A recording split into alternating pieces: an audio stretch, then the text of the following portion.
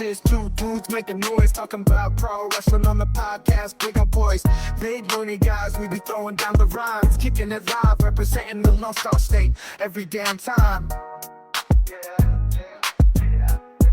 We got Stone Cold Stunners and the Rocks people's elbow. I just felt like starting it off like that. What's up, everybody? Welcome to the Ring Rundown. As always, I got my boy SP with me, and we got some knowledge on the world of professional wrestling for you guys. What's up, big man? How's it going, bro? What's going on, Dropkick Zombie, man? It's just kind of a rainy, gloomy Sunday here in Austin, Texas, but we're kicking it inside. And I don't know if you can tell, but I'm in a different room now this time. I told y'all that dude's selling his pops. We're going to have a coupon code in the description below, 75% off. But yeah, I can tell you're in a different room. It's interesting. I see you got the Longhorn flag behind you. That's cool. Oh yeah, this is at the in-laws Airbnb. They still there? Yep, they're here for one more week. That's cool. That's cool. So they leave. Yeah, they leave next Sunday. So this was the room that had the I guess the setup that I needed to clamp all my gadgets and gadgets to in order to make this podcast happen. I got you. I need to do like you, because pretty soon I'm gonna get back to traveling as soon as like things kind of cool down at my desk. Well, matter of fact, next week I have to go to Philadelphia again, because they hired. Well, let me not get into the work specific stuff, but I have to go train a guy over there, and I need to see about getting me a mobile setup going, kind of like how you do it, because everything is pretty much just bolted down here. My camera and everything. That's something I need to look into. But yeah, other than that, man, it's just with me, it's just been crazy right now with my job. It's our busy season and stuff just keeps happening. I've been clocking in the long hours, and I cannot wait for when we slow down in the fall. But with all that said, man, you ready to get in some wrestling news, or you have anything you want to add? Nah, man, let's get into the rundown, man. What are we starting off with first? What's our first story here on the rundown? All right, we're going to start off with some recaps, I guess so. Let's go all the way back to Raw. Did anything significant happen? I need to have my notes open. I know you have yours open. I don't have mine open because I'm not as thoughtful and prepared as you are, Mr. SP, but... Yeah, so I think we should start it off with night one of the draft, which actually would be for SmackDown. Okay, let me just put my draft banner up here. No, I have it. You just saw me clip that. Yep. Let's see. What? Oh, there we go. All right, so what's going on with the draft, man? Yeah, man. So a lot of people had a lot of complaints about night one of the draft. It just seemed to be like the same shows were just picking and choosing the stars that they already had on those brands, which I kind of get, because you want, exactly, it's boring, but I get it because they want to keep their top players. They don't want to take the chance of being drafted somewhere else. But so for night one on SmackDown, we started off with a SmackDown pick. They picked their first pick was Bianca Belair. Raw's first pick was main event Jey Uso. SmackDown ended up calling Carmelo Hayes from NXT. And Raw That's pretty significant. Raw ended that round with picking Monday Night freaking Rollins, Seth freaking Rollins, the Messiah, if you want to go with that route as well too. So already, like I said, just seemed like Monday Night Raw and SmackDown were just ended up having to be picking people of that they already had on their roster. The main thing I see with that, just not to cut you off real quick, is Jey Uso. I want to see him back in SmackDown. I wonder why they're trying to keep him separated from the whole ordeal that's going on with the bloodline and this new bloodline that we see. Yeah, it's going to be interesting to see. I just think they just want to kind of keep him separated for a little bit. I think eventually once Jimmy gets back into the picture, because he was taken That's out gonna have to be uh, addressed. a couple weeks ago. Yeah, he was taken out a couple weeks ago by a debuting Tamatonga on that episode of SmackDown. So I'm thinking we'll get a Jey Uso teaming back up with Jimmy. So we'll have the Uso brothers back again going to war against this new rendition of the Bloodline, led by Solo Sikoa. I mean, that's just, I guess, they got to keep that, in their back pocket, for when the time's right. Mhm. But I get it. But Yeah, I so was we thinking go. this would be the chance for him to move over and for that to be addressed. But it is what it is.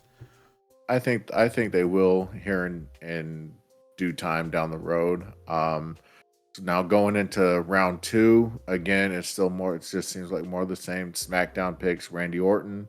However, Monday Night Raw ends up picking Braun Breaker. Braun Breaker, was just signed to SmackDown not too long ago. So for Raw to grab him, so yeah, there's a little chance in there. SmackDown picks Nia Jax. Monday Night Raw goes with Liv Morgan. So Liv is still going to be on Raw.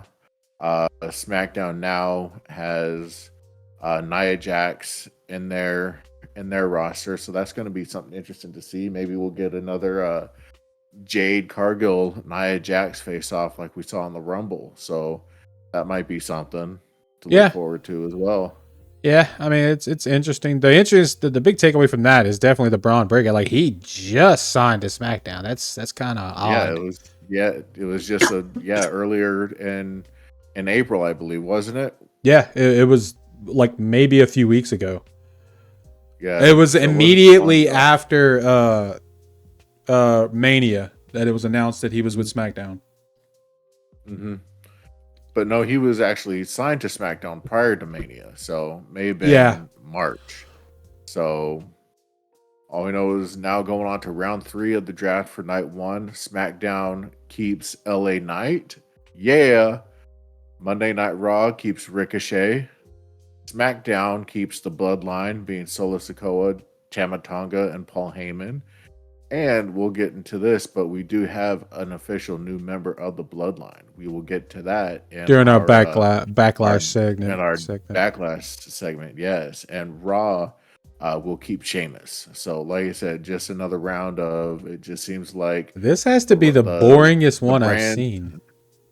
That's what a lot of people's complaints were for night 1. It just seems like there was very little movement to shake up any of the rosters, other than the occasional switch from brands, and the fact that, I mean, from my understanding, when they announced the draft, that NXT was going to have say in who they were going to be able to get picked as well too. But as far as anything goes like that, NXT hadn't picked anybody. It's just either been going from Raw to SmackDown, SmackDown to Raw, or from NXT to Monday Night Raw or SmackDown. So they definitely misrepresented NXT for the draft. But anyways, round 4, SmackDown's first pick is going to be AJ Styles. Raw will keep Alpha Academy and Chad Gable, Otis, Akira Tozawa, and Maxine Dupree. SmackDown ends up getting Andrade, but I guess technically he was kind of associated with SmackDown, with him being associated with the LWO, with Rey Mysterio and Zelina Vega, Dragon Lee, and all them other members that they got. Monday Night Raw gets Kiana James. Isn't Kiana James from NXT? I believe so. I never really kept with her too much, to be honest with you. But that does sound like a name I've heard on NXT. Yeah, as a matter of fact, I'm pretty positive. Okay. So, and of course, when we first discussed the draft, you had mentioned about, are they going to be doing all the picks during the show, or will there be some after the show goes off the air? Sure enough, there were some that were announced just via social media. SmackDown gets the OC and Luke Gallows and Carl Anderson. SmackDown gets Baron Corbin. So Baron Corbin is now being called back up to the main roster instead of his tag team run with Braun Breaker in NXT. Let's see. SmackDown also gets Cedric Alexander and Ashanti the Adonis. And I believe Ashanti the Adonis is NXT as well too, right? That's yes, definitely, and that's crazy. Like Cedric Alexander, he's still hanging around, and that's bad that I'm saying that. That's bad for a lot of some of these people. The fact that you don't know if they're I still didn't. I around or thought not. he may have been released with Shelton. That's yeah. I don't remember. Yeah, I don't remember them saying he was released. But man, I just kind of figured that. But I hope he can do something, man, on the other show for real. Yeah. Monday Night Raw keeps Shayna Baszler. Raw gets Zoe Stark, along with Alba Fire and Isla Dawn, and Ivar are all on the Raw brand now. But then again, Ivar had always been on Raw, and I believe Alba Fire and Isla Dawn, I think those are call-ups from NXT too as well, aren't they? Abafire Isla Dawn. No, they were main roster, Yeah. but I'm not really sure Were which they? show. They They've may been have been Monday involved Night in Raw. the yeah, they've been involved in the didn't they have that match against Ronda and Baszler before Ronda left? They maybe have. I think. I think you're right. But it I was think never they were. made clear which show they were on, but I saw them kind of in the Yeah. mix up there in the women's division. Okay. But yeah, pretty much like I had said before, everybody is just complaining. Like night one on the draft was just kind of lackluster. No real big shakeups or moves or anything like that. Although It doesn't I did give you those hear, questions of what could happen, you know? And that's what yeah, you want. right. I did hear though that even Roman Reigns was up for the draft. However, he had since pulled his name from being involved in the draft. So for some Yeah, reason they allowed Roman to withdraw his name from the draft, which I guess I kind of get because they don't know which route they're going to be going with him when he does return. So maybe they're just going to wait and see what happens, where he'll fit better at once he does return. yeah. My little nephew was complaining, but he's like, "How does he get to do that? How does he get to pull his name from the draft? That's not fair." It's Well, I like, mean, when you're a big name like that, you pretty can much get a do what lot you of want. pull and power. Exactly, pretty much. On to night 2 of the draft. Raw starts it off with keeping Imperium and Gunther and Ludwig Kaiser. SmackDown keeps Jade Cargill. Raw ends up pulling Damage Control in the form of Io Sky, Asuka, Kairi Sane, and Dakota Kai. That's going to be interesting to see what mischief they'll be able to get into over there on Monday Night Raw. And SmackDown keeps Kevin Owens. Obviously, there were matches as well in regards to SmackDown Monday Night Raw, but right now we're just keeping this with draft news. So round 2, Raw starts it off and keeping CM Punk. SmackDown keeps The Pride and Bobby Lashley, Montez Ford, and Angelo Dawkins with B-Fab. Raw actually ends up getting a returning that same night, Braun Strowman. And SmackDown is still Tiffy time. So Tiffany Stratton has actually impressed me a lot on her skill set that she has. So it's definitely going to be good to see what more she's going to be able to bring to the table in terms of matches. A lot of that. use of the word keep. A lot of use of the word. I see what you're saying. Yeah, so like I said, Raw and SmackDowns were doing what they could to keep their current superstars.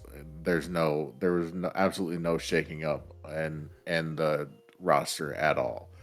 Like I said, which was disappointing to a lot of people. Well, you know what that's kind of indicative of? I guess they are doing a lot of long-term booking.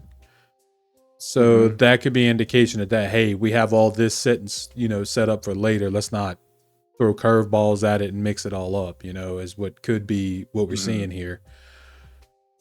I could see that, but also at the same time, you gotta have You got to factor it secondary in. plan. You gotta have secondary plans set. Yeah. Not necessarily set in place, but other hypotheticals like, okay, if we lose this person to injury, who do we have here? And that's actually what a lot of people are noticing now again with the whole Cody Rhodes holding the Universal title. They've spent so many years keeping Roman as the top dog that they've failed to bring up any worthy challengers or build up any worthy challengers to potentially defeat Roman. And it wasn't until Cody Rhodes came back, but that, was 2 years ago that they've been working this angle of Cody finally winning the title, that they've overlooked again the same predicament that they just pretty much put themselves in far as contenders to take the belt off of Cody. And that's crazy because, you don't just have Cody there. You have LA Knight. You have Karrion Kross. You have AJ Styles in there. You have, what I'm saying? Those guys can rise to the challenge if given the chance. Right. So, anyways, let's keep going on with our draft news. We're on to round 3. Raw ends up picking up the LWO. So finally, we actually do have a little bit more changes going on. The LWO consisting of Rey Mysterio, Zelina Vega, Joaquin Wilde, Cruz Del Toro, and Carlito. However, as was well speculated, Carlito was shown to be the one to have taken out Dragon Lee prior to WrestleMania, where Rey ends up pulling Andrade to be on Team LWO instead of Carlito, which we knew was going to happen, but it just didn't happen when we thought it was going to happen. So definitely interesting to see now what kind of program they're going to get Carlito involved in with the LWO. Yeah. Yeah. My little nephew also was telling me about that. That's a lot of references you'll have my little nephew, because anything that happens on WWE TV, my phone's blowing up. And he's calling to talk to me about it. But yeah, he was complaining about that. Yeah, so this is going to be interesting because SmackDown ended up pulling Legado del Fantasma and Santos Escobar, Angel, Berto, and Elektra Lopez. So you had LWO just went over to Raw, and SmackDown ended up keeping Legado del Fantasma. So that's going to be interesting to see if maybe could potentially be some cross-brand back and forth going on. It's going to be interesting to see. Raw finishes their round with pulling Drew McIntyre, and SmackDown gets Shinsuke Nakamura. Now we're going on into round 4. Raw picks the Judgment Day. Again, unfortunately, we still have more staying at the same place. SmackDown keeps Naomi. Raw keeps Isla Dragunov. And SmackDown gets Chelsea Green and Piper Niven. So that's going to be interesting to see what area they'll be able to get Chelsea and Piper involved in over on SmackDown. Going on to round 5, Monday Night Raw keeps the New Day. SmackDown gets Pretty Deadly and Elton Prince and Kit Wilson. Raw gets Laya Valkyrie. And SmackDown gets Candice LeRae and Indy Hartwell. Final round of the night for Monday Night Raw, night 2 of the draft. Raw gets the Final Testament and Karrion Kross, Scarlett, Akeem and Razor with Paul Ellering. SmackDown gets DIY, that is Tommaso Ciampa and Johnny Gargano. Raw gets Bronson Reed, and SmackDown gets Blair Davenport. Now, it wasn't Blair Davenport. I'm pretty sure she was an NXT call-up, wasn't she? Mm-hmm. She was.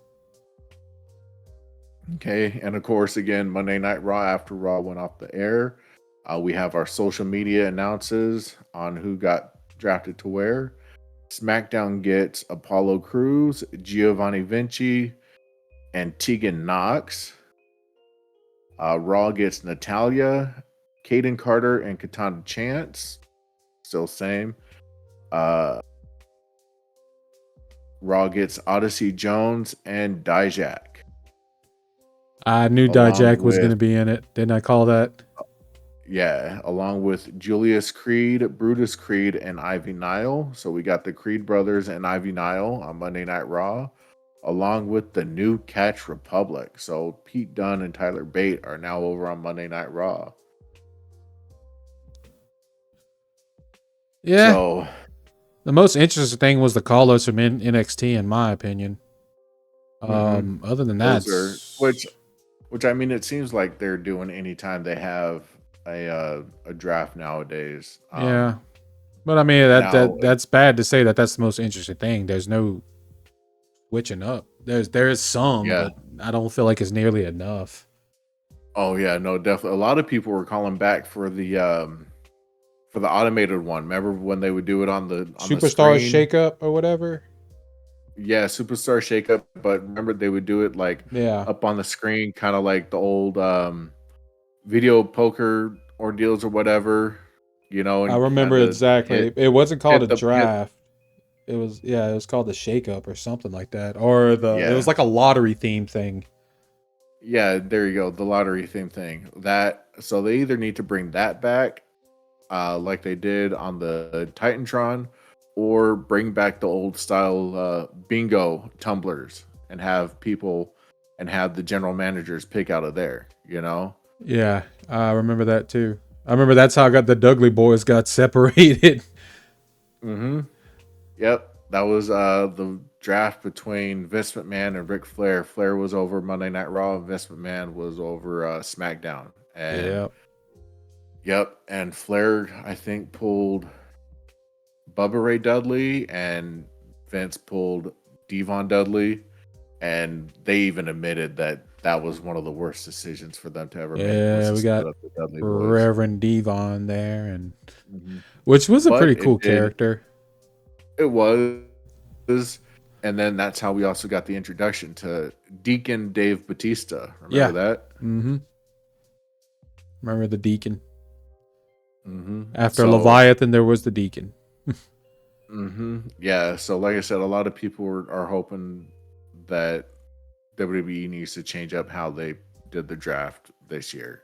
Yeah, I'm in agreement with it. This one was kind of, I'm not going to say lame, but just kind of underwhelming. Very, very lackluster.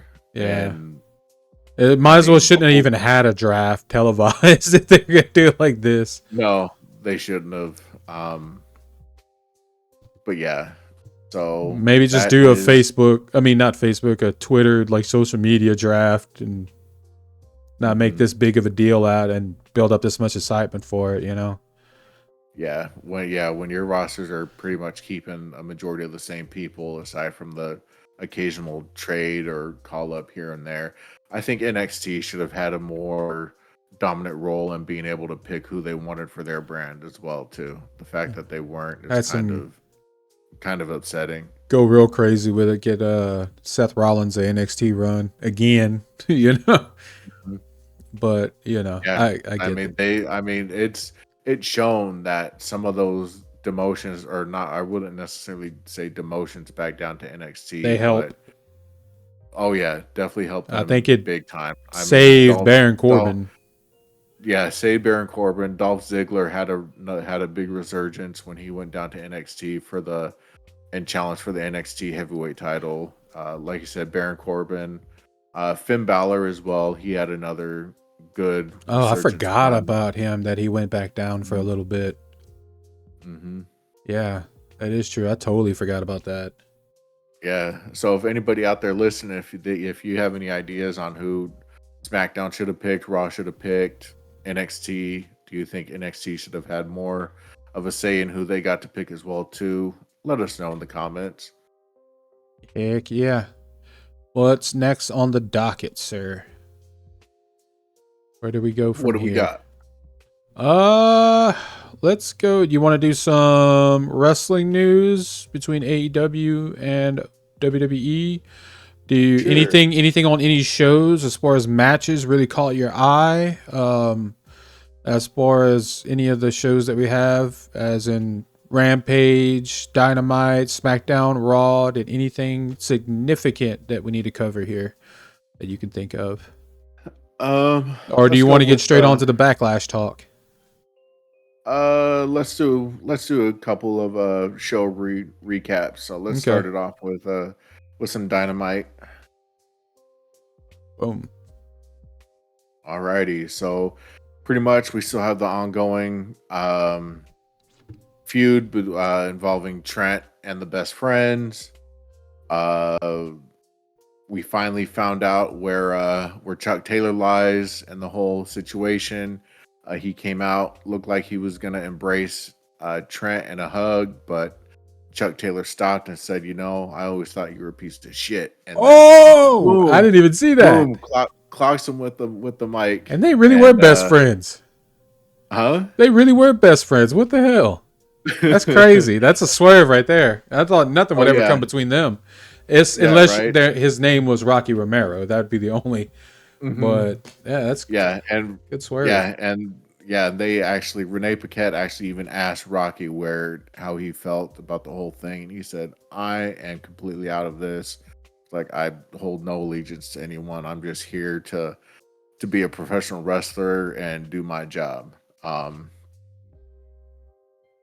All right. Well, I mean, I would have liked to have seen him release another diss track on the situation, but and so that would go on to end up leading into a parking lot brawl match between the two of them on an episode, on an episode of Rampage. That was kind of predictable that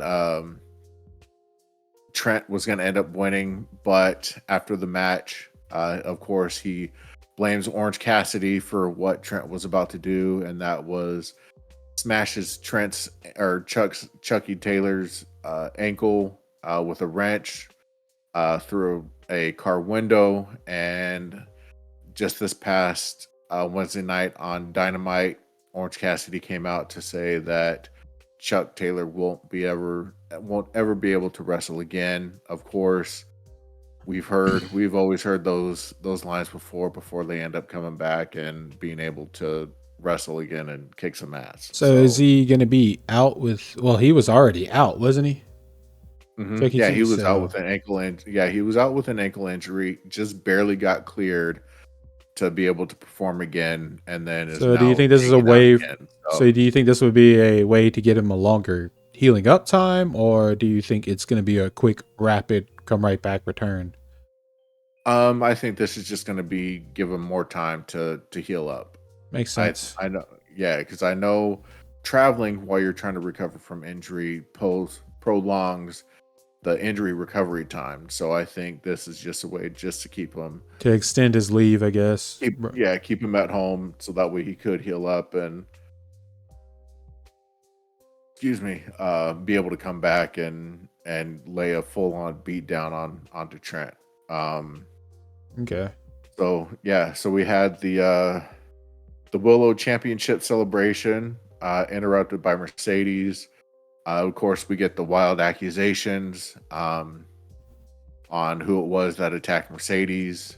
Of course, again, Mercedes is trying to imply that it was Willow because Willow, according to Mercedes, couldn't beat her by herself without costing Mercedes her career, which obviously we all know is a lie because it was Sasha's own fault. I'm sorry, not Sasha, Mercedes, who was the one that actually fell off the turnbuckle and landed awkwardly to injure her ankle. Willow had nothing to do with it, but I get that they're trying to use this as a good storyline to build up heat between the two. And I think they're slowly planning a split between Willow and Chris Statlander, because Statlander went to reach and grabbed Mercedes' arm. Mercedes turned around and just smacked the shit out of Willow, and that caused a kerfuffle, if you want to say, between all three people. What else we got? Oh, a sudden death match. Challenger to face Roderick Strong for the international title. Our winner there is going to be Will Ospreay.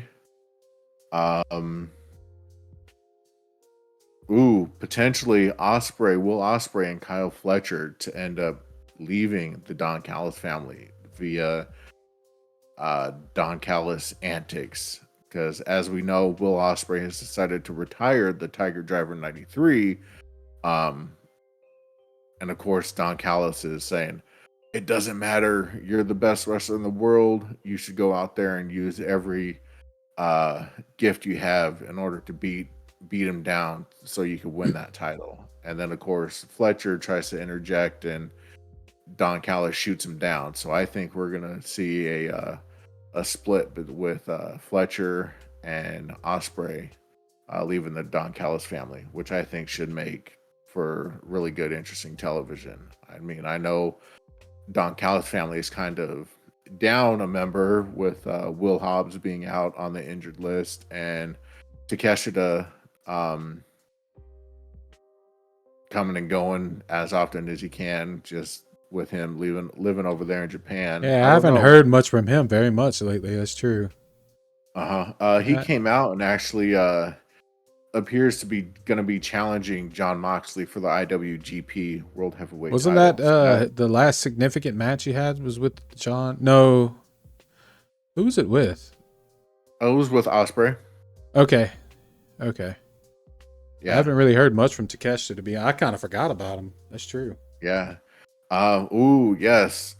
We got the return to Dynamite of Jungle Boy Jack Perry, or as I saw that.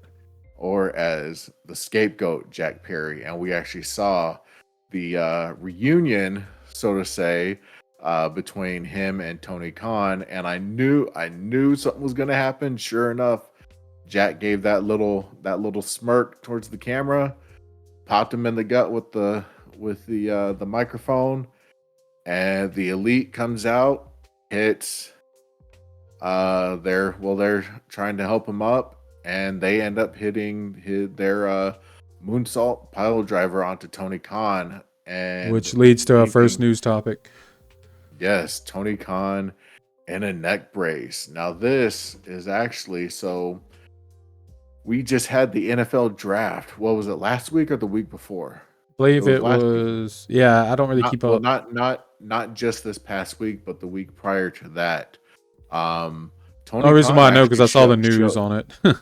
Yeah, Tony Khan actually showed up to the draft rocking the neck brace, keeping kayfabe alive, people.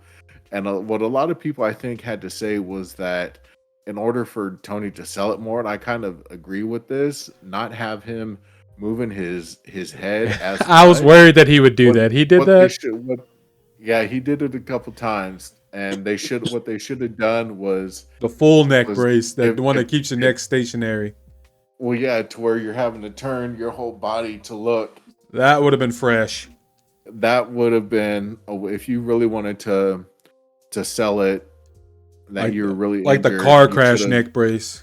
Yeah, the big old car crash neck brace, and you're having to turn your whole shoulders and your upper body to look and see what's going on. I think that would have that would have been the nice little cherry on top, the chef's kiss, if you will. But they're saying they're playing it off storyline wise that he's not permitted to travel, but he'll be able to run it as much as he can from his home.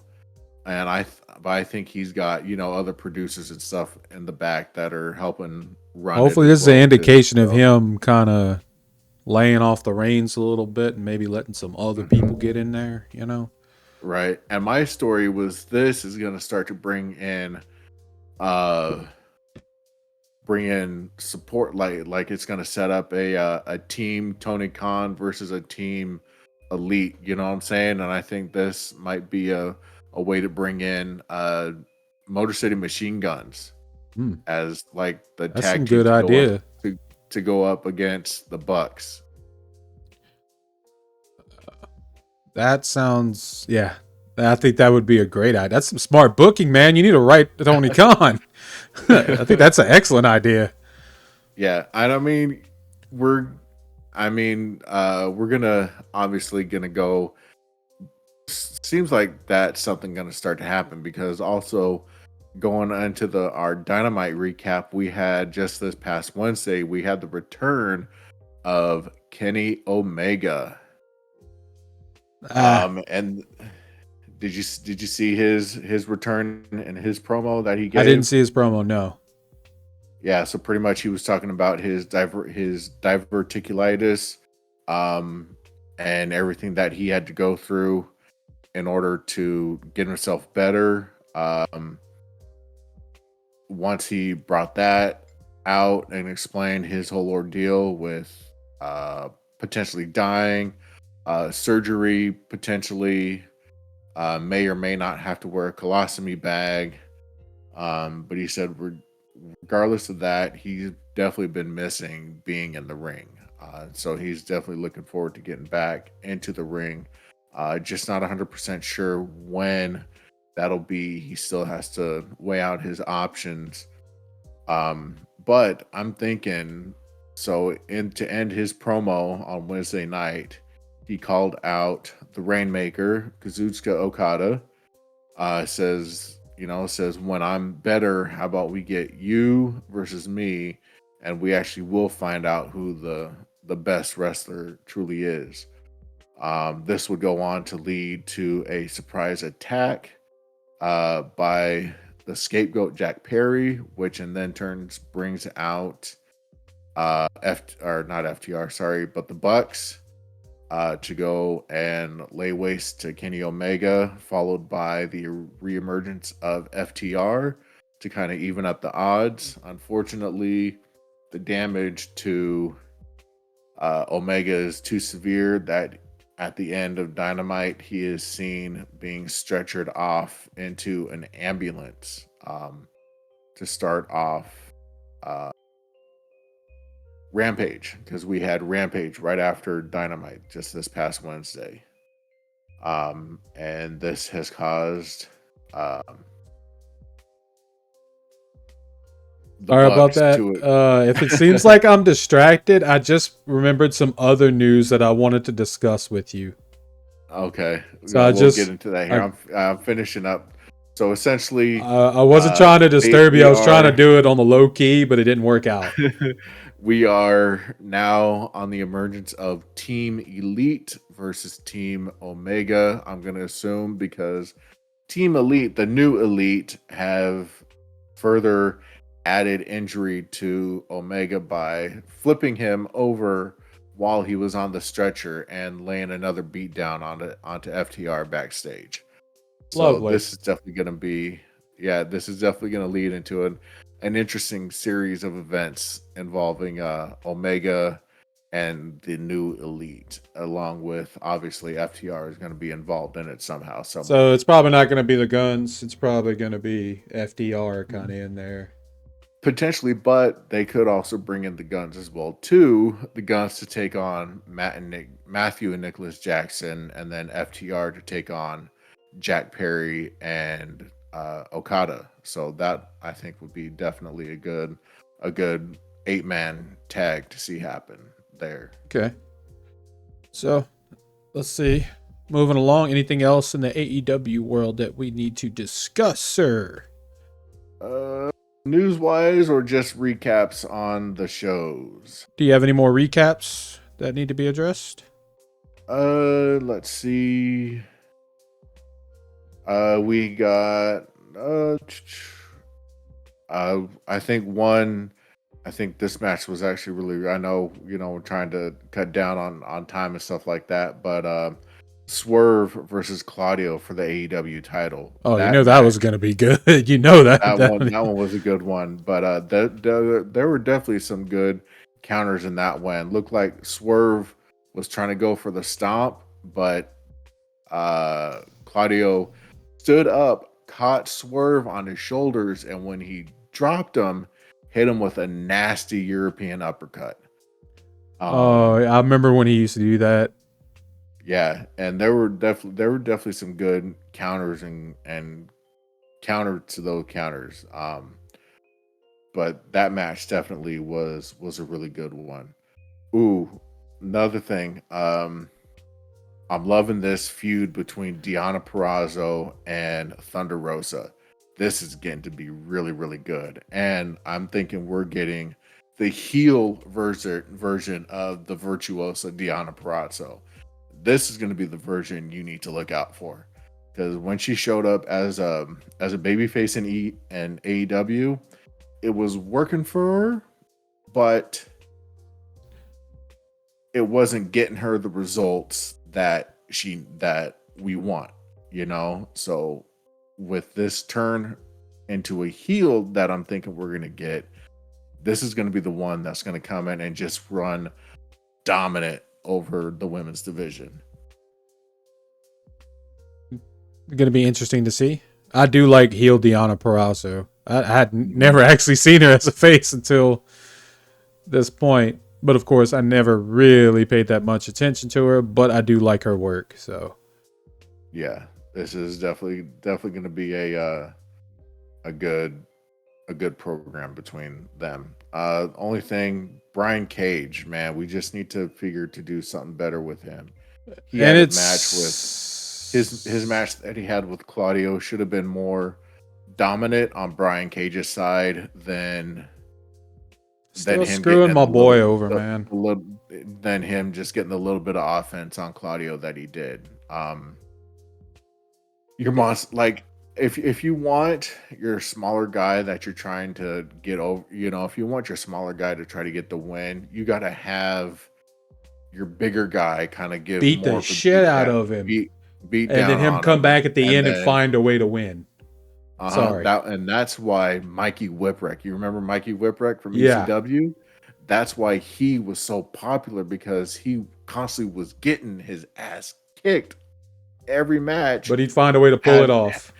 Yeah, he'd get in the little bit of offense and then would just go back to getting the beat down again. And then somehow he'd end up getting the win. I mean, that was essentially his whole ECW career, but that's what made people get behind him. And I think that's what Tony Khan needs to start doing more with some of your bigger guys. That Brian Cage, though, man, he could totally be in the main event picture. And what pisses me off is that he did have an offer from WWE when his contract came up last, and he re-signed with AEW begrudgingly.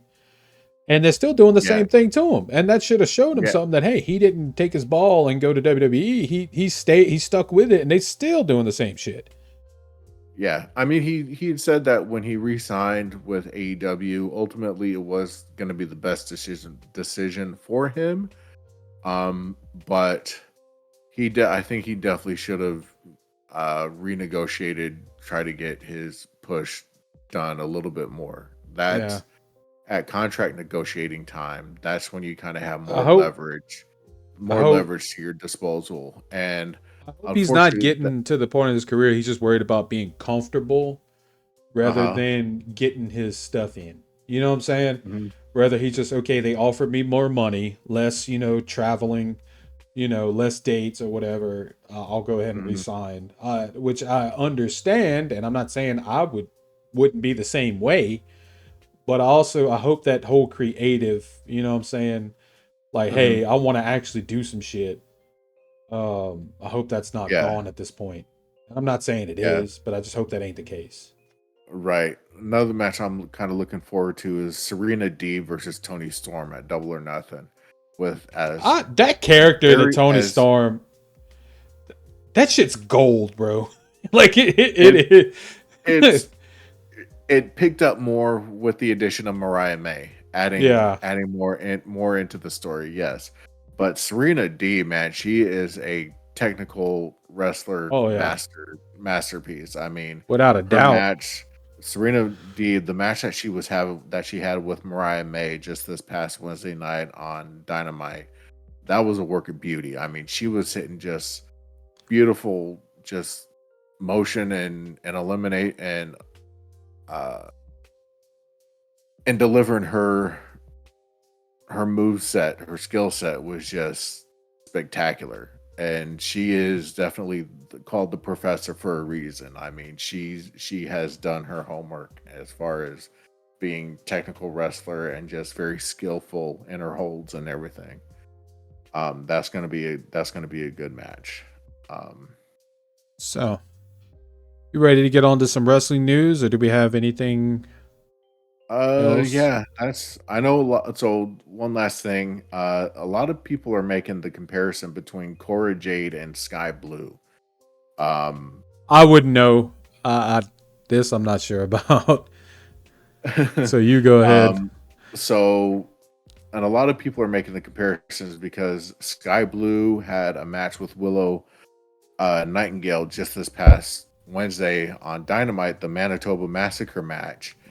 And people were making comparisons in between the fact that Sky Blue was, I guess, out there taking some of these bumps. I mean, she took a Willow pump handle slam bump through a barbed wire table, whereas apparently there's rumors that Cora Jade is very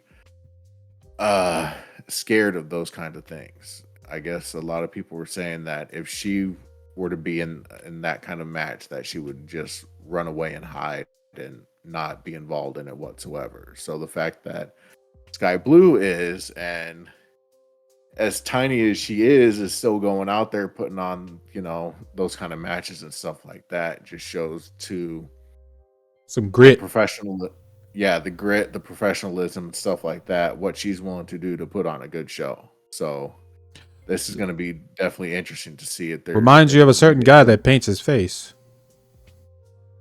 Half of it, anyways.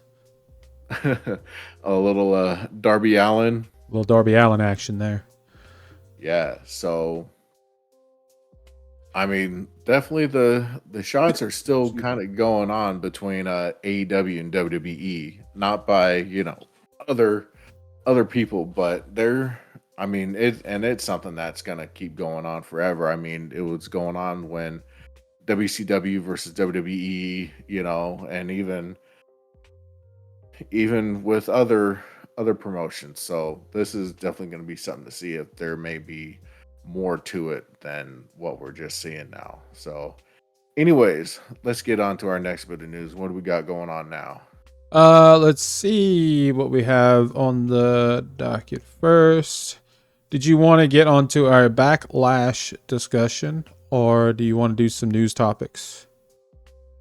Let's do some news topics. All right. First off, we have Goldberg on his comments on AEW. Yeah, so apparently he was doing an interview, which I knew who it was that he was doing the interview with. But comments came out that he made saying that he would never go to AEW, that it's too cheesy. At the end of the day, would he be able to look in the mirror and respect himself? And he ended up saying no.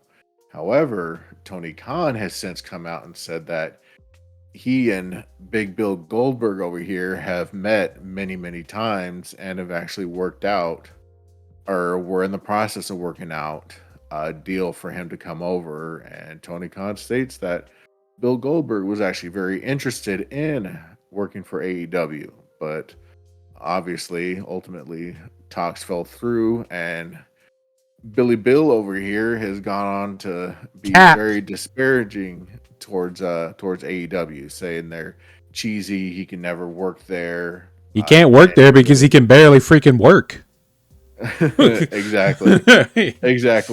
And the reason why Bill Goldberg got over so big was just because his matches were no more than 2 or 3 minutes. Anything longer than that, and he's gassed out and ready to just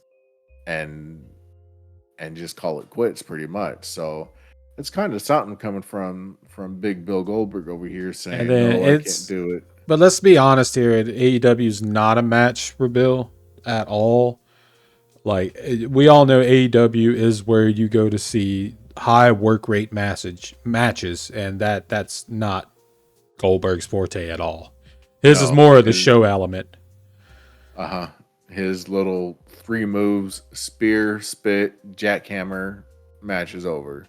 Yeah, so that's this should never even been entertained in the first place, if you ask me. But And I get why Tony Khan would want to eyes. bring in a name in as Bill Goldberg, as big as he is and everything like that.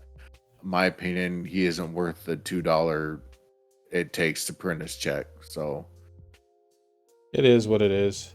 But yeah. next thing we got up.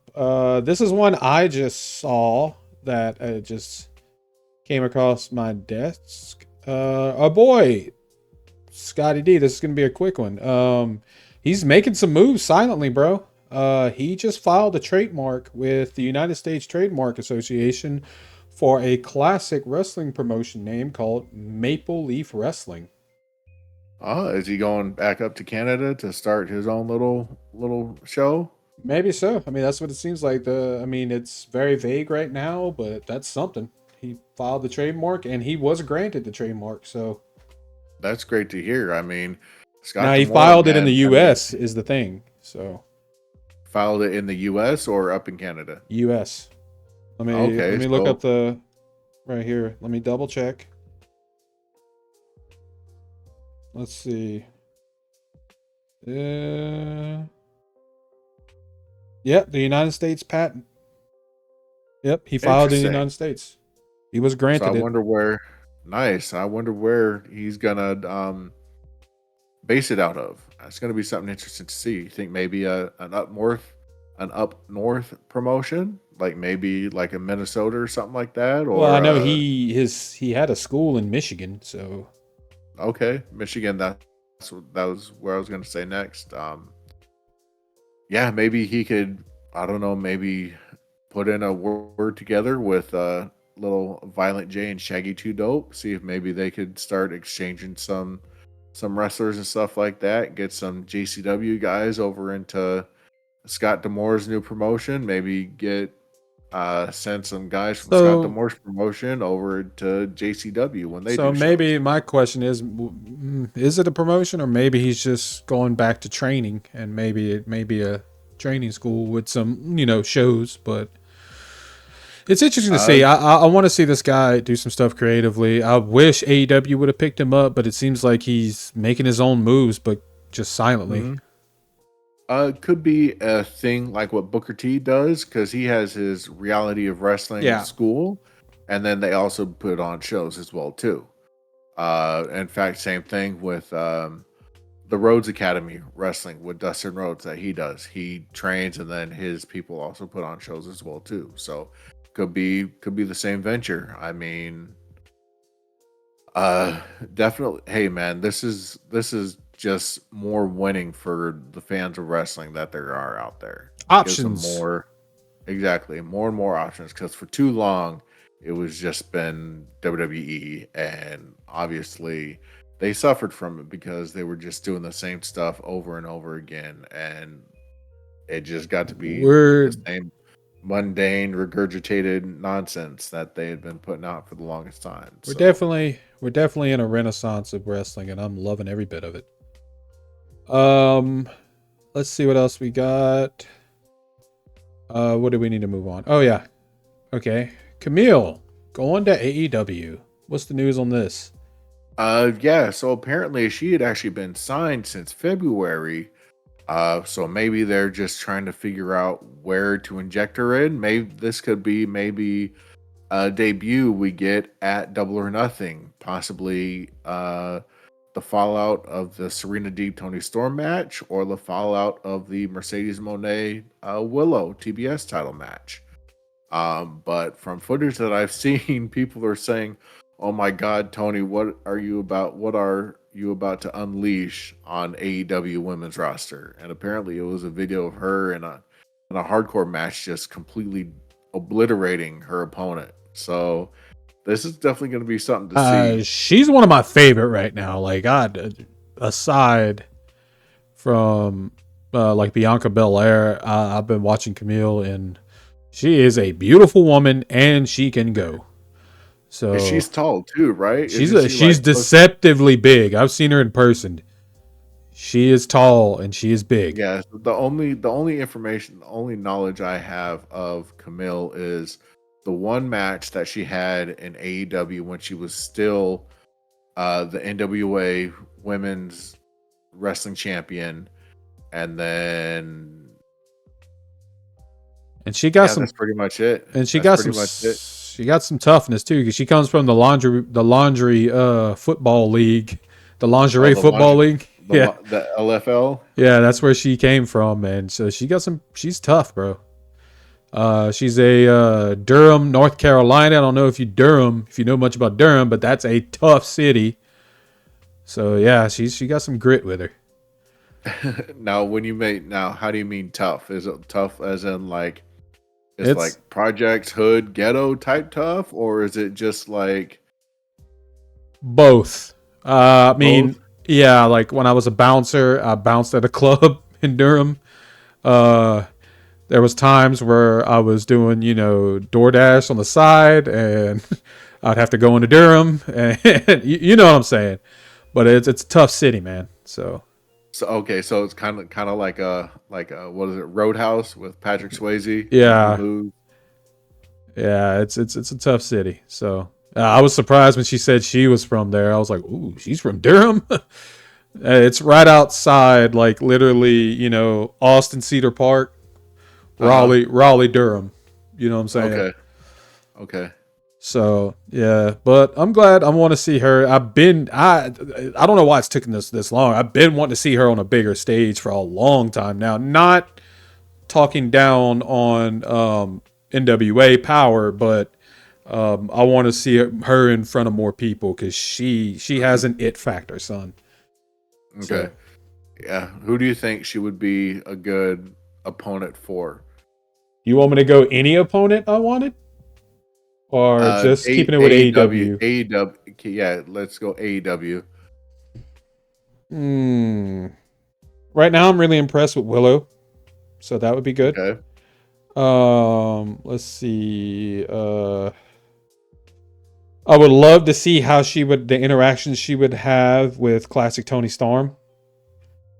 I would love to see a program with them. Okay. Um, oh, and then if you want to just talk about a work rate match, just a badass, hard hitting technical match, Chris Statlander. Mhm. I think that would be a good one. I think she would do good against like a Marina Shafir, Mm, or mm. I think maybe if we were to get a good push with Nyla Rose, I think her and Nyla Nyla. Rose would have a good one. That's who I And thought about. Nyla. I think even with even though now she's over in WWE, I think she could have had a good program with Jade. That's who I when I asked anybody. That's who I was first was gonna say because they both like as far as scale, stature, Uh-huh. they're very similar. So that's what I was thinking. Nyla, she's also kind of a powerhouse. So her versus Nyla, powerhouse match. But Or, I'd like to see returning Mercedes Martinez go up against Camille. I think that that would would be be a good good. one because I think Mercedes is definitely a good powerhouse But of a woman as well out of too. all of them, I would definitely say the match. If we're just talking about match, like a 5-star match, Hmm. definitely Chris Statlander, in my opinion. Yeah, I think that would be a good one as well too. All Because right, what do we got next? all right, sticking with the AEW, bringing in new people, grizzled young vets to AEW. Yeah, so they just had their debut match just this past weekend on Collision against the Acclaimed, and that was actually a really good back and forth between the two of them. There was I did have a couple things on theirs. There was a double team move done by the Acclaim that just looked really kind of came off really weak, and then the cover that Max Caster did to one of them, and the it was just They're doing too it was much. They're trying too off. much. It did happen. However, they did actually GYV actually had a really dope double team maneuver to where I wish I knew what their name. Gibson, I believe, is the one on the left, and I think it's Clark is the one on the right. But Gibson had, I want to say it was Owens in the corner, kind of like into a face buster, and Clark hit a little top rope coast to coast onto Bowens. That actually looked really, really cool. That was actually a dope double team moveset that GYV performed. Pretty awesome. Yeah, no, they impressed me, and I didn't know that they were from TNA Impact. Yeah, I did when they in NXT also. Yeah, they had.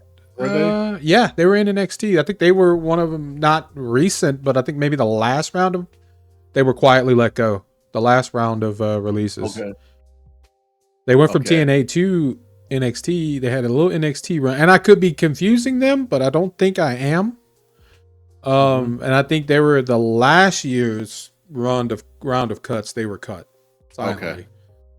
Okay. Yeah, because I didn't really know anything about him, and it wasn't until in Max Caster's rap that he had mentioned that they could go back to Impact or something. Yeah, they've been around, but yeah, they are grizzled. So yeah, no, they definitely put on a good showing. I was thoroughly impressed by them. All right, one more news topic. Then we're gonna go to our backlash, and then we're gonna get into the juicy stuff. The really juicy stuff towards the end. Cody. So apparently on Undertaker's podcast, I had it down who he was talking about. Let's see here if I can find it.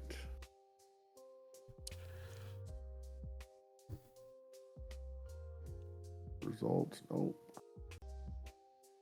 Anyways, Undertaker lately has been saying that Cody Rhodes's work is coming off to be more heel.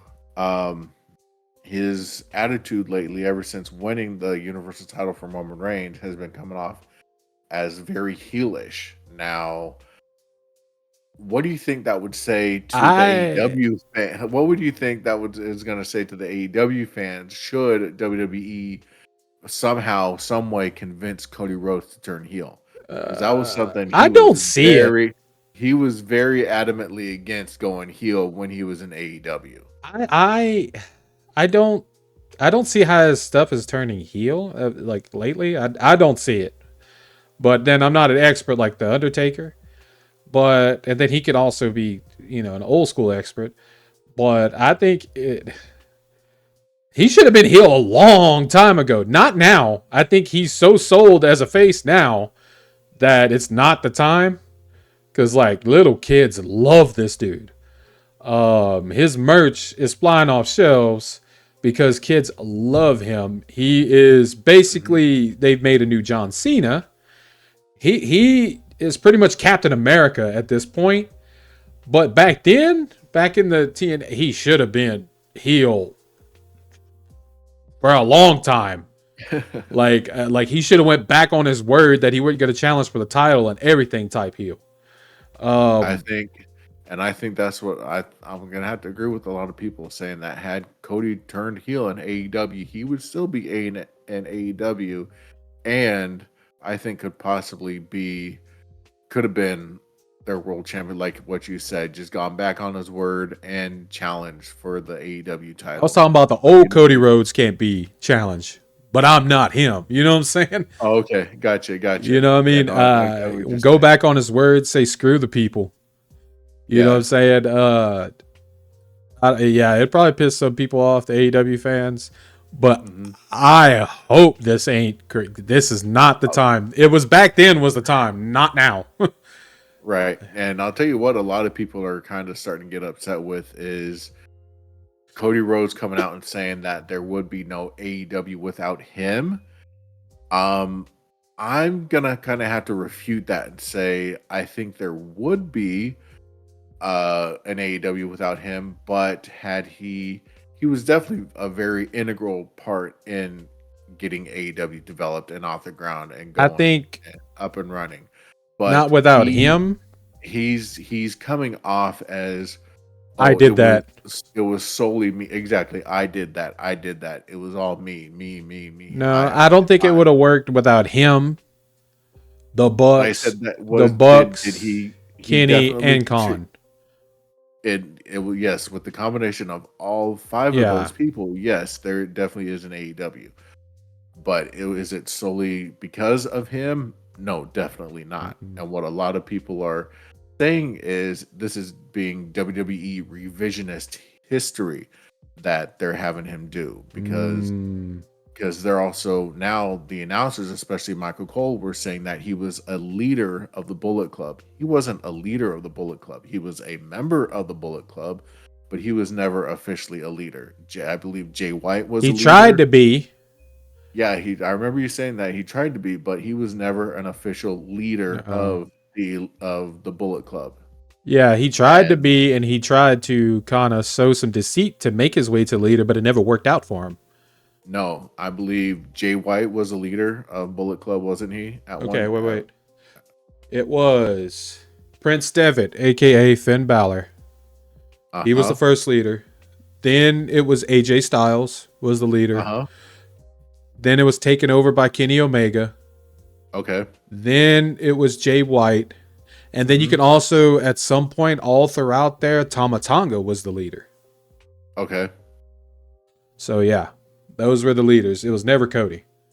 Yeah. No, I knew Cody wasn't. I knew he was a member of the Bullet Club, but uh like I said, I knew he was not an official leader, and so a lot of people are calling out WWE for trying to rewrite history of what actually really was by them saying he was a leader of the Bullet Club, and Cody saying if there would be no AEW without me.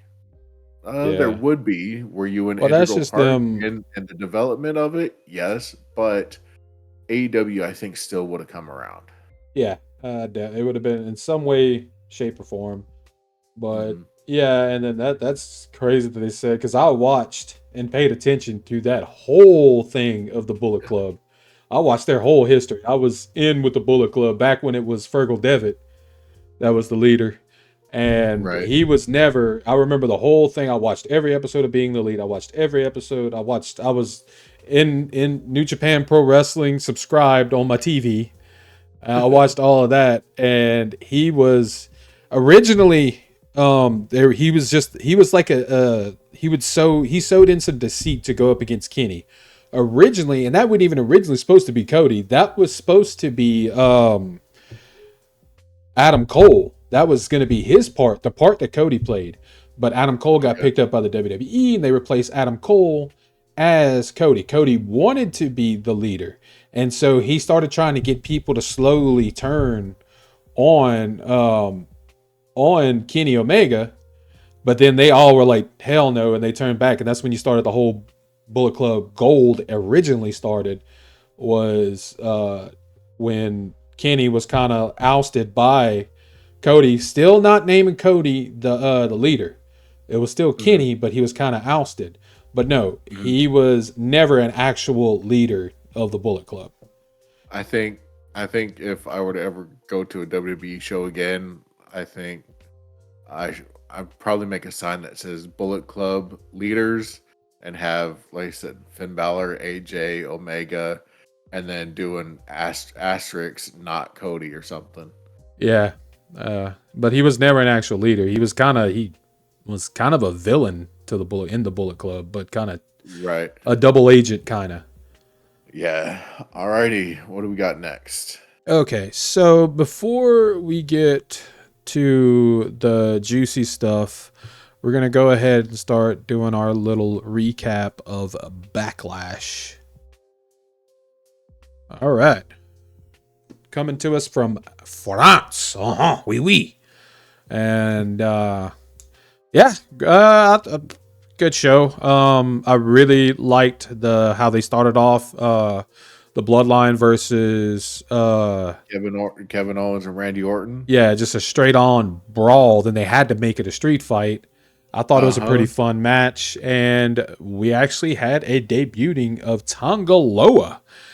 Yes, we are During the now match. officially a new Bloodline member in Tonga Loa. And I So, loved how they kind of did some subliminal stuff with their name, their tag team name.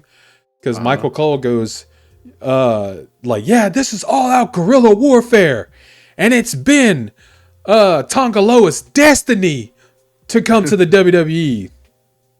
Gorillas of Destiny. Okay. That was in JPW. That was Tama Tonga and Tonga Loa, the Gorillas of Destiny. And it's crazy to me because I know on the show I'd mentioned, I was like, man, Tama signed. I wonder where that leaves Tonga Loa. Mm-hmm. I was like, man, I hope they. And then I went trying to find out where he was and never could find no news on him. I was like, I wonder where he's at. I mean, are they going to pick him up? Because if y'all don't know, Tonga Loa is an WWE NXT alumnus. Look up Camacho. I didn't know. Remember that, Hunico and Camacho? Remember Hunico and Camacho? They were Hispanic wrestlers. Yeah. Camacho. He wasn't even a Samoan. He is a Samoan, but WWE tried to put him off as Hispanic, and they named him Camacho. He was Camacho. Okay. Didn't they used to come out and kind of like beach cruiser, lowrider And type beanies. trikes or whatever? He would wrestle in a beanie and a wife beater and khakis. Yeah, that was Tonga Loa. He was Camacho. And but I thought it was funny how they made that reference. You know, they were like, "Oh, this is guerrilla warfare right here." That was their entrance music, and it's their destiny to be in WWE. I was like, "Oh, Gorillas of Destiny, nice." Okay, I'll have to go back and do more research on that and take a look at Bailey versus Naomi versus Tiffy Time for the SmackDown Women's Championship. This is where I was saying that Tiffany Stratton has definitely impressed me. Oh yeah, she did great. She was like outstanding performance. Mm-hmm. Yeah, and when she tried to hit, now she actually said because her what is it, her prettiest moonsault of all time is a nod to Christopher Daniels' best moonsault ever. The BME. Yep. Yeah, so Tiff Stratton said that she does some flashy moves, bro. I love it. Yeah. She, like I said, she said that her moonsault is a nod to Christopher Daniels' moonsault and the best moonsault ever. So it's good to see her passing on that respect and knowledge to Christopher Daniels, because Christopher Daniels has been around for wrestling for a long time. I remember him in the Attitude Era wrestling the undercard matches against Tonka Michinoku on WWE pay-per-views. Yeah. Yeah, those were definitely good times. He had hair back then too, so that's how long ago that was. Yep. Bianca and Jade versus Asuka and Kairi Sane. I got some stuff to say about this one. It's WWE made this big ordeal of Jade, you know, her skills, you know, her exposure and everything in AEW was so limited because of this. But yet again, this is what I mentioned on the last one. They're presenting her the same exact way AEW did. She debuted in AEW within months. She's got the TBS title. She's the inaugural TBS champion. Countless title defenses for 2 years. She's in WWE, signed. Her first title match, they put another title on her. She barely did any work. Exactly. Her skill set is exactly the same as it was. Let me say this. In AEW. Bianca Belair did most of the work in the ring.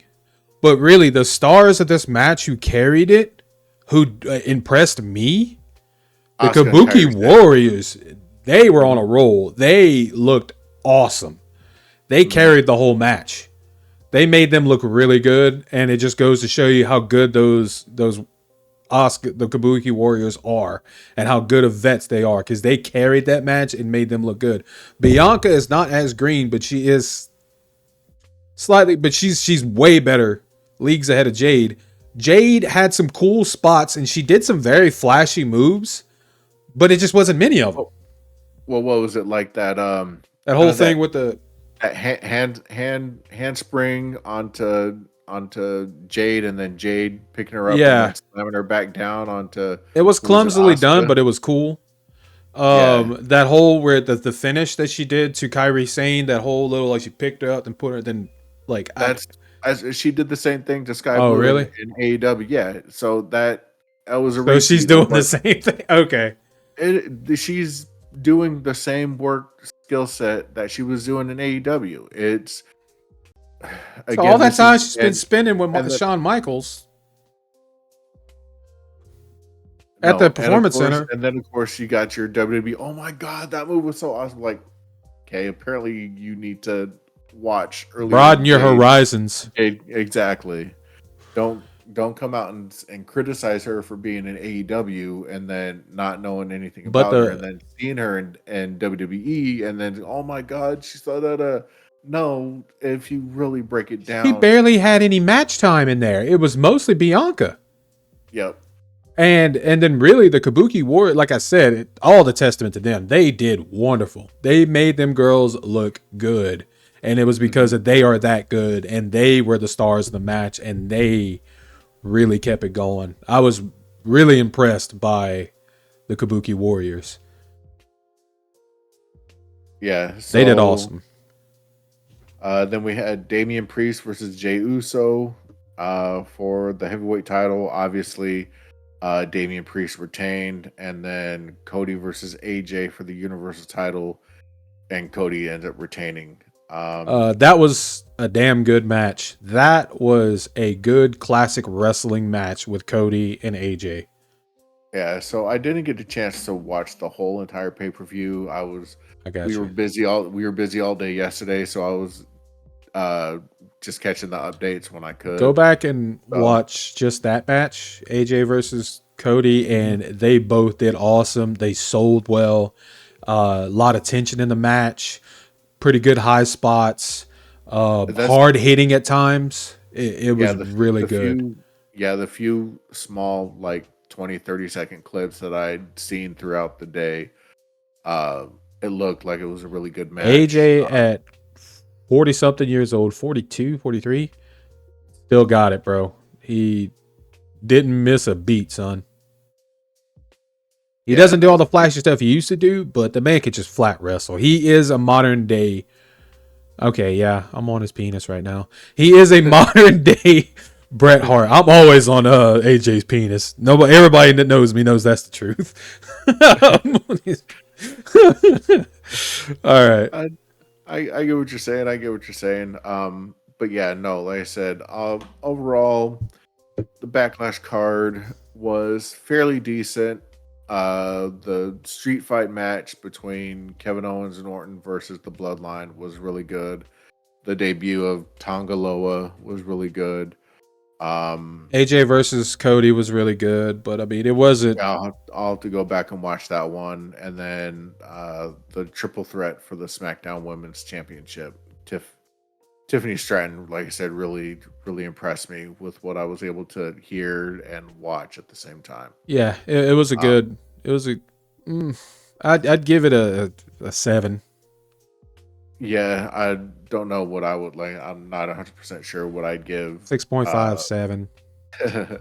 Uh, what I'd give those matches, but I think I think by the end of the year, I think Tiffany Stratton will be women's champion, whether it be SmackDown or Raw. I don't know, um, but I think she will eventually end up being women's champion sometime sooner or later. All right. Now let's move on to the juicy stuff. So, Miss Ronda Rousey's pissing everybody off. Now we know the whole thing that happened with With her remarks in regards to WWE and Drew Gulak, yeah, I'm not saying this and is now like lessons on him. I just with his situation, I hope the right decision was made. I hope they did an investigation and found the truth. And the right things happened in him being let go.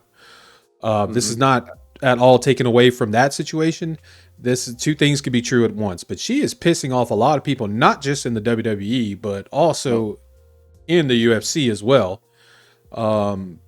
Basically, she just sounds just like a bitter old woman. Uh, Like, very narcissistic yeah, she's showing some tendencies narcissistic she's given tendencies. off. Well, somebody has spoke up, Mr. Jimmy Smith. I don't know if you guys know him, former MMA fighter. which he fought in MMA before MMA had its heyday, before, you know, Tough Enough and all that. So a lot of people didn't get to see him fight, but he was a very good MMA fighter. Former Bellator commentator, former UFC commentator, and former SmackDown commentator when it comes to WWE. And he had some pretty choice words about Ronda Rousey, and I'm going to go ahead and play the video now for you guys. All the credit, none of the blame. I want credit for all my wins. My losses, I had CTE and I had this and I had that. I'm the greatest to ever do it. But when it didn't work, it was so-and-so and so-and-so and so-and-so and never me. She never gives credit to the people who actually beat her. The idea that I left MMA and went to the WWE because I had concussion problems makes no sense. If you haven't noticed, KOB, I don't talk a lot out of school, right? I don't talk about things behind the scenes, right? Do I, KOB? Talk about things behind the scenes, WWE, behind the scenes, UFC. I don't do that, right? Correct. I have a personal rule. Let me let you in on something. Rhonda, if you are listening, the people behind the scenes, camera people, audio people, the people you can push around and the people you can bully and the people you can talk down to can't stand your fucking ass. Everybody behind the scenes that had to put a mic on Ronda Rousey couldn't stand her. I said, why? They said she was a bitch to us from the moment she sat down to the moment she got up.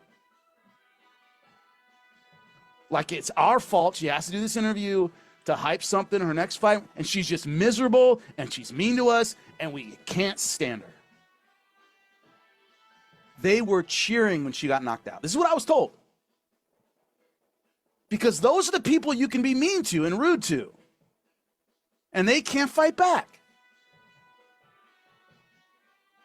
Those people couldn't stand Ronda Rousey. Well, so, I mean, she sounds kind of the same situation. She sounds like a J-Lo. I know we've heard the complaints about J-Lo. I'm seeing some similarities here. Very diva-like behavior from J-Lo that we are all very aware of. Just does based off that interview by Jimmy is making the impression that Ronda is exactly the same way. But I don't know. This ain't the first time I've heard, though. I've heard from a number of people, from Chael Sonnen, that she's like this. I've heard from former Ultimate Fighter contestants that when she made appearances on Ultimate Fighter, how she acted. Apparently, she's only. What was that? Wasn't she a coach? Wasn't she a coach? She was a coach. One of the seasons. She was a coach one of the seasons, and then when Chael was a coach, he would invite her for guest spots, for guest trainings, and they said that she was she's not a nice person at all, unless you're like above her in some way. You know what I'm saying?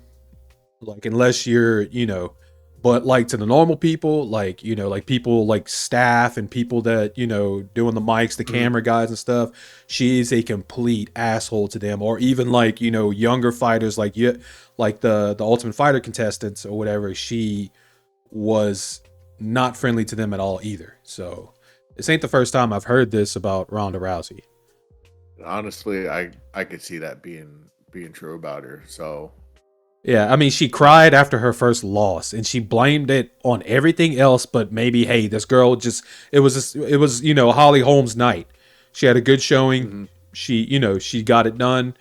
Hey, she tried to so quickly go ahead and damage her victory, just making up all these excuses. But nobody could do that to her, though. Right. But I can go on and on about Ronda. What do you got to say? Like I said, all I know is, just like what you said, she's rubbing a lot of people the wrong way with her being more vocal about what she's gone through. Well, now you got to kind of wait and see, okay, what are other people going to say about me? Like, and then the whole ordeal that Joe Rogan turned on her, which he didn't, saying, oh, he was crying over my victory. No, He was in tears because he saw you, and he saw, he had 3 daughters, and he would love that same situation for his daughters, that women can achieve greatness. That's what he was crying, not crying over the fact that you won. All right. But yeah, sorry, what were you saying? My bad, dude. No, it's all good. Like I said, just what I've heard, what I've seen, it doesn't surprise me if she is that type of person. It wouldn't surprise me at all. I mean, and it is what it is, pretty much. Just she's gonna sit there and talk bad about all these other people, and then, like you said, then people are gonna talk bad about her. But apparently, She plays victim.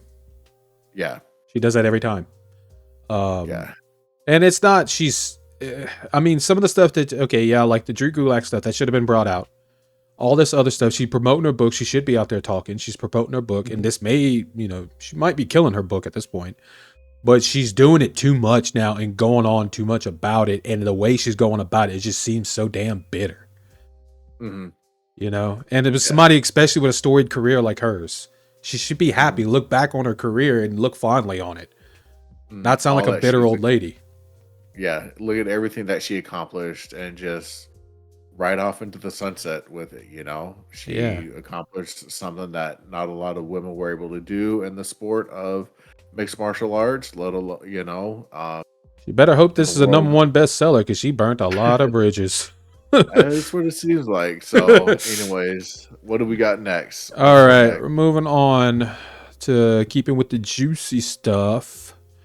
We have a name I forgot about. I forgot this dude even existed. We have a report from Marissa Elliott on one Mr. Lars Sullivan, that weirdo. Yeah, so it's no history, it's no secret of the fact that Lars Sullivan has had a very checkered past and has made some very disturbing comments, remarks in regards towards the LGBTQ plus community. That's so weird. And not to mention the fact that it was also revealed that he himself had actually participated in a male on male erotic video. There we go. Good job. I was like, don't say the P word. Not on here. I was about to stop you. And this was, of course, revealed after he made just extremely xenophobic remarks in regards to anybody associated or involved in the LGBTQ plus community. Just his hate-filled speech and social media posts and everything like that. It then came out that he, yes, was involved in a man-on-man erotic film. I saw screenshots. It was weird. Very, very weird. And so that unfortunately began his downward spiral. The downward spiral for him to be pulled off of WWE television programming and then ultimately let go. And I commend WWE for taking that route. However, I think when you're about to hire somebody and about to push them, you may want to do more of a thorough background check on them before you start to present them to your audience and try to get that situation revolved ahead of it before you're trying to play PR damage control. Yeah, so apparently there was a situation. Marissa, do you want to give a rundown of what kind of happened? He was basically pretty much sending her some weird messages. Made threats, disparaging slurs against a woman. Was very anti ceasefire in regards to the Hamas-Israel war going on right now. Just showing off his very, very small, tiny brain knowledge, I guess, is a good way to say it without trying to. What has he even been up to? I haven't even heard. I saw he was trying to do something on Cameo. I think that fell through. Then I've I no saw he idea. wanted to try to start a boxing career, and that never went anywhere. I don't even know what this guy's up to. Don't even know, but obviously he's just being a hate-filled piece of crap and just up to just doing nothing productive in his life. So, well, that's that. Let him stay buried. Yeah, let him keep him in the ground where he's at. All right. Next up, let's see. We have some news on AEW stock shares being sold. What's up with this? Not wait. WWE. Yeah, so apparently Nick Khan has filed paperwork with intention to sell his shares of TKO Holdings. A lot of people are kind of wondering, myself included, what does this actually mean? It's going to be for 234,424 shares of stock, and apparently he listed the same stock in December last year, the same way that He Who Shall Not Be Named did. Maybe he just really likes coke and strippers. Need that money for that. Need that money for the coke and strippers. Hey man, if you don't like coke and strippers, man, you're not that bad of a guy. Well, I mean, I don't know. It's weird. Do you think he's maybe wanting to retire? Maybe have an exit plan? Or I wouldn't necessarily say retire. Maybe he's just trying to get some cash on hand because for coke and strippers. Hey, if he wants coke and strippers, more power to him. Different strokes for different folks. Yeah. But you got to figure that. So with a lot of these, top 1% people, they're worth a lot of money, but a lot of that could be tied up into investments and stuff. It's a lot. Yeah, exactly. That's what a lot of it is. You don't actually have that much cash. It's not based on how much is actually in your bank account. It's based on it's all tied in with property, business ventures, assets, like the stocks, assets, stuff like that, to where you don't actually have that cash on hand on your person. Well, not even on your person's, but in your bank account. In your bank account. It's again just all based on the value of your shares, the value of your properties, whatever you have, all business venture wise, pretty much. And a lot of them don't realize, like, a lot of times, like when you hear a rich person going bankrupt, they don't go bankrupt like we do, us average Joes do. They go bankrupt. It could be they're taking their cash out of one asset or investment and just dropping it and taking their money out, then putting it somewhere else and just letting that asset or that business or whatever it is go bankrupt, but they still have their money at the end of the day. Yeah, it's different. Or they're doing it to consolidate their debt. Or they're just dropping, like, if they have a business that's not working out, that's just them dropping it and putting money elsewhere. It's not the same as us.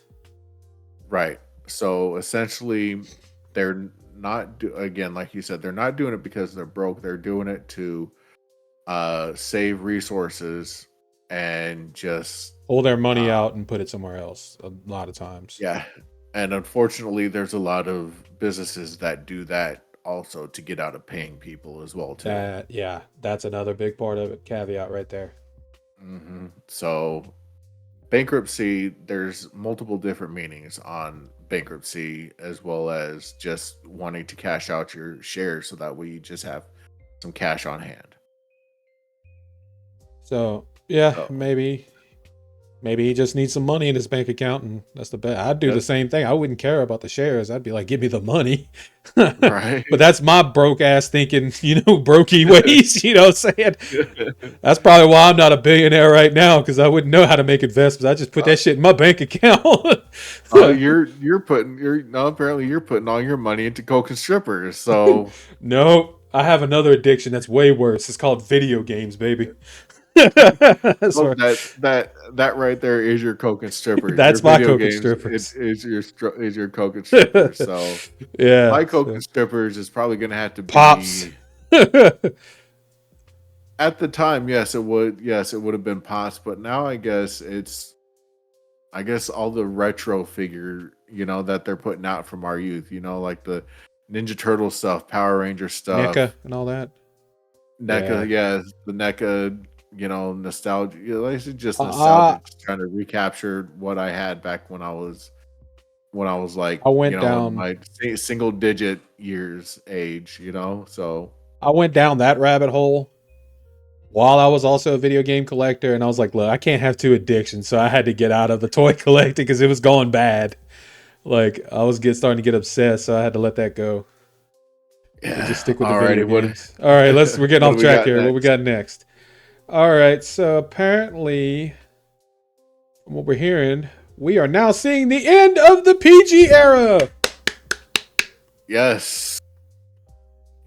So obviously, once WWE does go to Netflix, it's going to be a more adult themed programming, but it won't be all happening at once. They're going to have to test and play fast and loose with what sort of ideas that they'll be able to get away with via Triple H's creative ideas. So it's definitely going to take some time before we finally get the full aspect of what will be going on underneath the new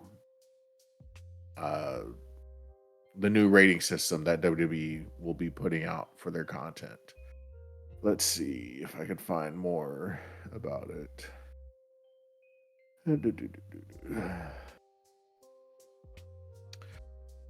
So yes, so the PG era is officially dead. Obviously, this has become evident with The Rock's interviews and Paul Heyman promos that they've been obviously doing a lot more of lately. This is all via the Wrestling Observer. It's all going to take some time before all changes are implemented.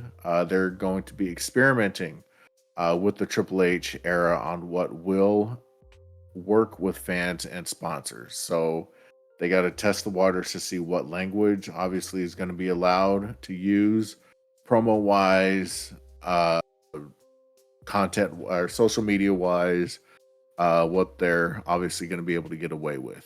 So you got to make sure that you're able to please your sponsors, especially because they're the ones that are putting in additional money to your product. So if you upset your sponsors, then they're going to pull money out, and that's money that you're going to have to take. We saw it in YouTube, the somewhere else. We're seeing it. We've seen it with Domino's and the AEW debacle. Domino's had an advertisement, and then you see Nick Gage sawing somebody's head with a pizza cutter.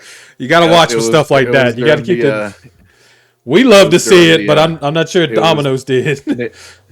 It was Nick Gage was taking a pizza cutter to Chris Jericho's forehead during picture-in-picture while Domino's was airing a commercial.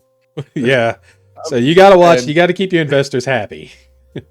And me and my wife were like, well, that should make it saying, hey, look, we cut our pizzas just as good as Nick Gage is cutting our pizza cutters work just as good as they do on pizzas as they do on somebody slicing up somebody else's forehead. I mean, that's if I owned a pizza restaurant, I would love it, but not everybody feels that way. Like some people, the soccer mom with 5-year-old Jimmy ain't gonna like that, But hey, nope, it is not what really. it is. So yeah, so it's definitely going to be good to see how they're going to be able to incorporate the more, I guess, Attitude Era elements. I don't think we're going to get Attitude Era, but I think we're going to get some TV-14 type area.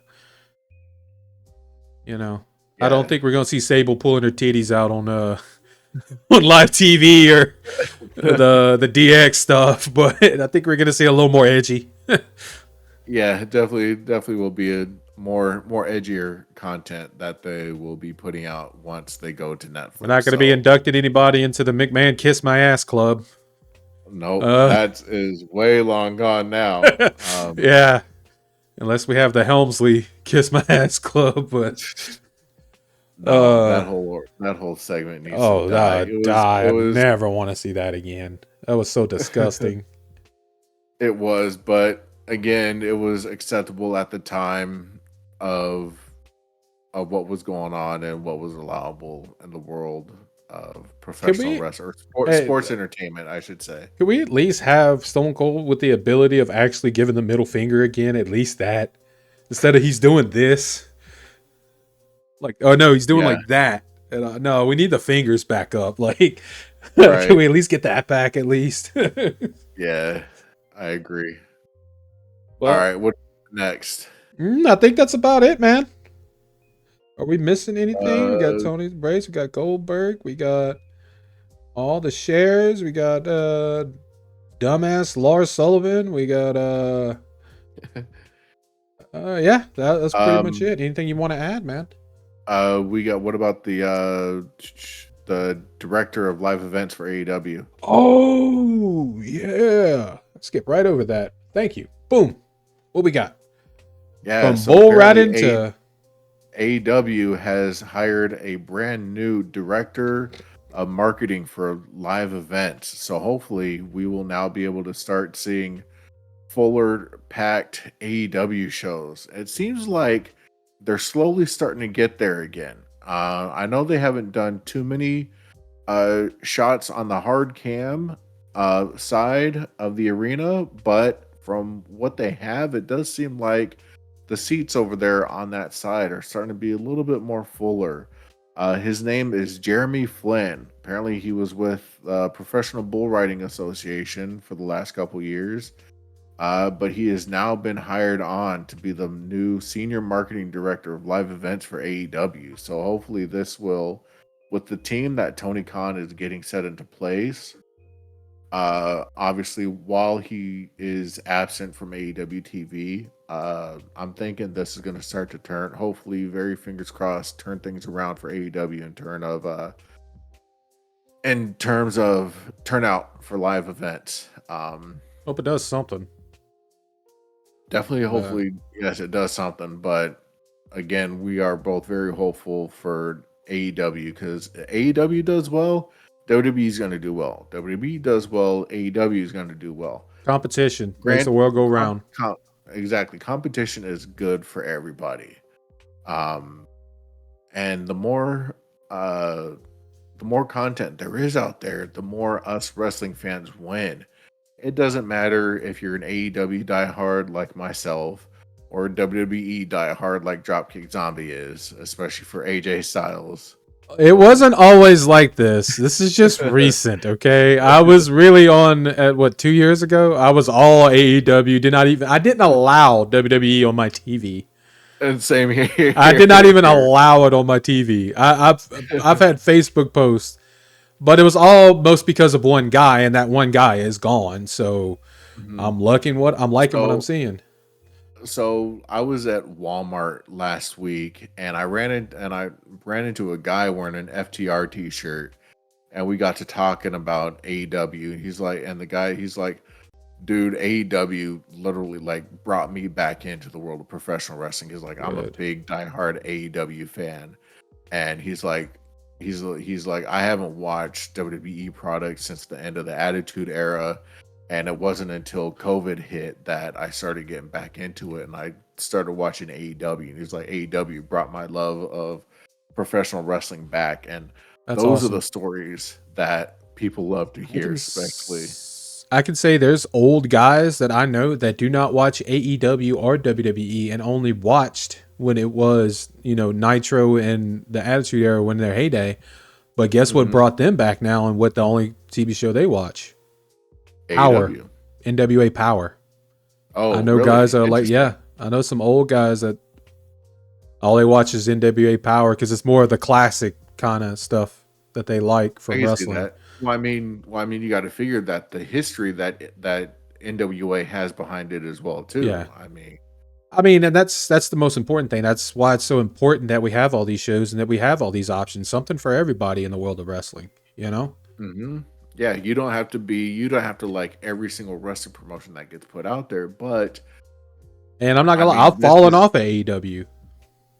You know, I'm trying to work my way back into it.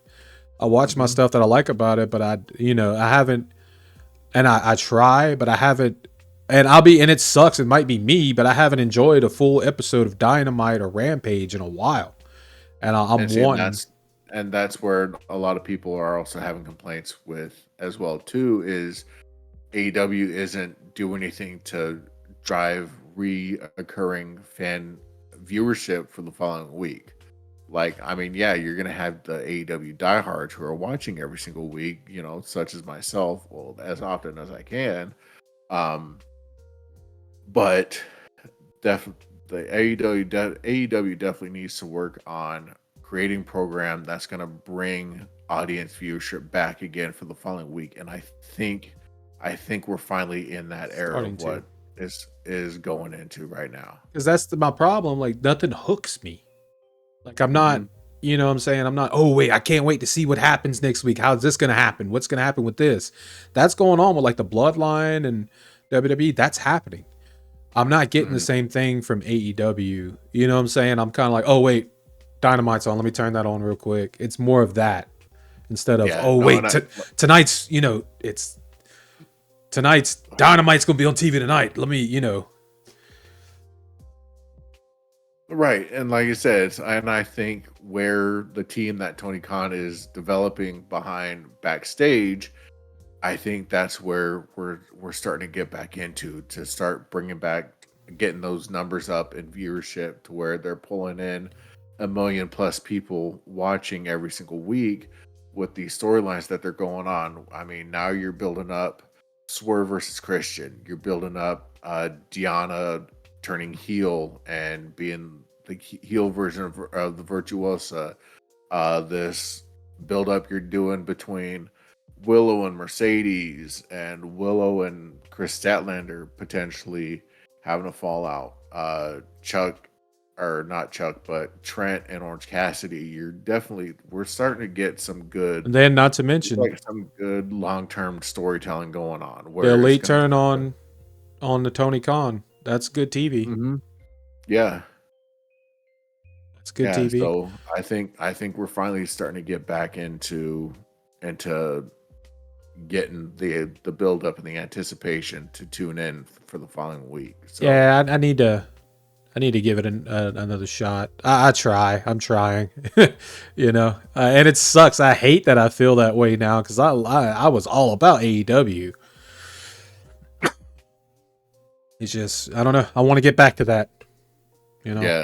So I think good matches are great.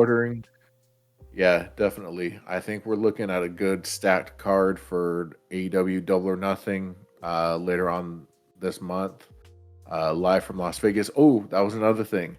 We do now officially have a state and city where WrestleMania 41 will be taking place.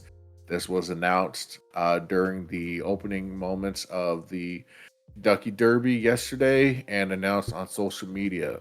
WrestleMania 41 is being held in Las Vegas, UFC town, and that's a big thing. With we're gonna see some crossover. They are doing a NXT takeover at the Apex, so we're seeing some partnership activities going on with this Endeavor TKO deal. Yeah, I think we're gonna start to see more of that, especially like what we had said and you just reiterated on the NXT pay-per-view happening at the UFC Apex facility in Las Vegas. So I think we're going to start to see more crossover between WWE and UFC, since they're both underneath the TKO holding group with Endeavor. So yeah, so maybe we can see good old Israel Adesanya come out and knee somebody or something in a WWE ring. But, well, what else we got? Is that about it, man? I think that's about it, man. I think we're pretty much covered on the world of wrestling news. A little bit of recap on AEW, WWE. There was one thing as I well wanted to as add, but Backlash. I don't think we know about What- it. I wanted to get to some What's that? JCW stuff because they had their taping, but I don't think we know anything about it. Like, there's no. I saw that audience member hit one of the like punch. I need to go find it. It was on the museum. One of the hillbilly guys was like Silas and them. Uh-huh. An actual audience member hit. I wanted to clip that video and play it on here. But yeah, that shit like that pisses me off. Don't put your hands on the freaking talent. Yeah, You know? because the talent has every right to turn around and smack you back, and when they smack And you back, And then you're gonna be the It's one getting gonna- kicked out, but deservedly. But yeah, that happened. That's the only news I know coming out of that. But I wish I knew the results and stuff. But I guess we'll have to wait till they actually put that out in video form or whatnot. yeah, hopefully they add it to whatever filming they were doing from Juggalo Weekend a couple months ago. So Yeah. Well, that's all we got for you, ladies and gentlemen. yes, if there's anything you have to say on anything that we covered, didn't cover, if you want us to cover more on something, feel free to reach out, like, comment, subscribe. We're here. I am SP. I am Dropkick Zombie. And until next time, have a good night, everybody. Peace out. We two loony guys catching eyes with our hype, talking pro wrestling, making all the fans unite. In the ring we swing like a rhyme making machine with moves so mean, leaving opponents in the